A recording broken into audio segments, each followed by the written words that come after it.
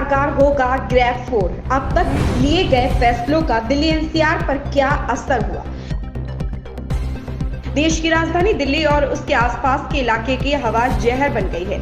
यहाँ लगातार बढ़ते प्रदूषण से लोगों का बुरा हाल है। उधर लगातार बिगड़ती फिजाओं के बीच रविवार से graded response action plan grab के चरण IV को लागू कर दिया गया है। इस बीच सोमवार को दिल्ली सरकार ने कहा कि 10वीं और 12वीं को छोड़कर 10 नवंबर तक स्कूल बंद रहेंगे। हालांकि ऑनलाइन रूप से कक्षाएं चालू रहेंगी। वहीं 13 से 20 नवंबर तक राजधानी में ऑड इवन फॉर्मूला लागू रहेगा। दिल्ली एनसीआर में प्रदूषण की स्थिति क्या है? दिल्ली एनसीआर में वायु गुणवत्ता गंभीर श्रेणी में बनी हुई है। दिल्ली में सोमवार के वायु प्रदूषण स्तर की बात करें तो RK पुरम में AQI 466, ITO में 402, पटपड़गंज में 471 और न्यू मोतीबाग में 488 दर्ज किया गया है। इससे पहले 4 नवंबर को शाम 4 बजे दिल्ली का औसत AQI 415 दर्ज किया गया था, जो 5 नवंबर को सुधरने की बजाय और खराब हो गया।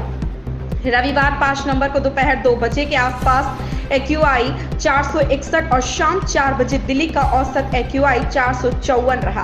प्रदूषण को रोकने के लिए अभी क्या निर्णय लिया गया है? दिल्ली में बढ़ते प्रदूषण के बीच ग्रैब को लागू करने वाली उप समिति की बैठक हुई।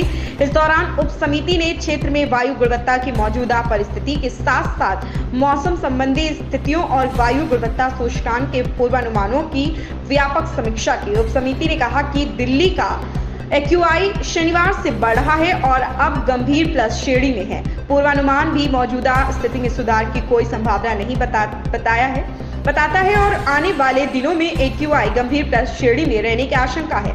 समिति ने पाया कि अत्यधिक प्रतिकूल मौसम और जलवायु परिस्थितियों के कारण AQI के आगे भी गंभीर प्लस श्रेणी में बने रहने की आशंका है। वायु गुणवत्ता की मौजूदा प्रवृत्ति को ध्यान में रखते हुए वायु गुणवत्ता में और गिरावट को रोकने के प्रयास में उप समिति ने निर्णय लिया है कि ग्रैब के चरण IV के तहत सभी कार्रवाई की जाए।